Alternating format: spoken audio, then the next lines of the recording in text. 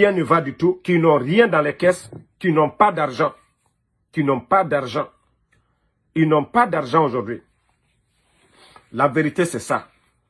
Sonap n'a pas d'argent. L'État guinéen n'a pas d'argent.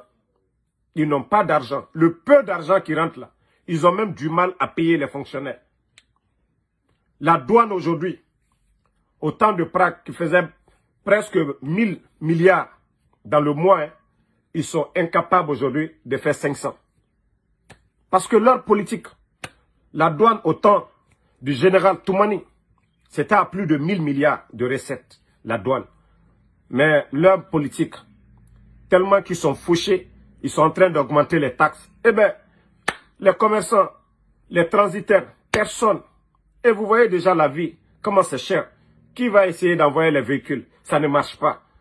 Et quand on regarde, ce sont eux, les commerçants, les importateurs de véhicules, qui leur donnaient beaucoup d'argent. Un véhicule, c'est combien? Des millions. Donc ça fait qu'aujourd'hui, parce que les denrées alimentaires sont subventionnés, c'est ce qui fait qu'aujourd'hui, ils ne font pas de recettes. Mais ils ne sont pas intelligents.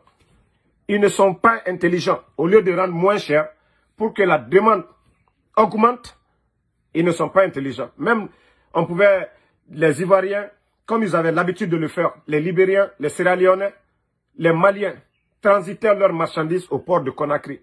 Mais hélas, ils ne sont pas intelligents. Ils ne sont pas intelligents. On disait que le port de Conakry était moins cher.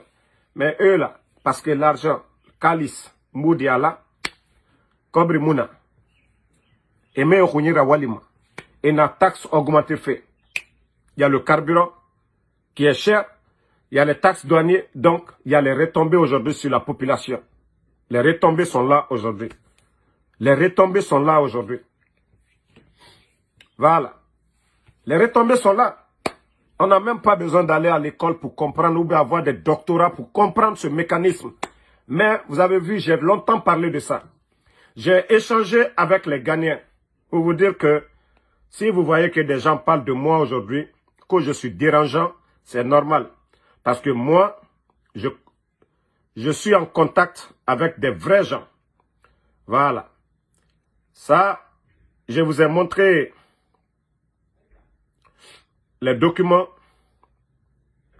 que la société ghanéenne, la compagnie ghanéenne, ceux-là, ils avaient signé des contrats avec la Guinée.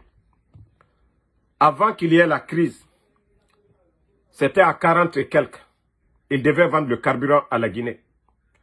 Avant qu'il y ait la crise de l'Ukraine, là, à 40 et quelques, avec le transport, tout, donné à la Guinée. Le contrat était déjà signé.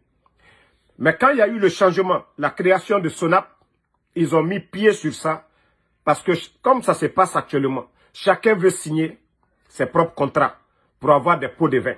C'est ce qui a créé tout ça. Ils nous ont parlé de Sahara. Voici leur logo. Parce que eux, ils ont voulu donner à Sahara. Avant la crise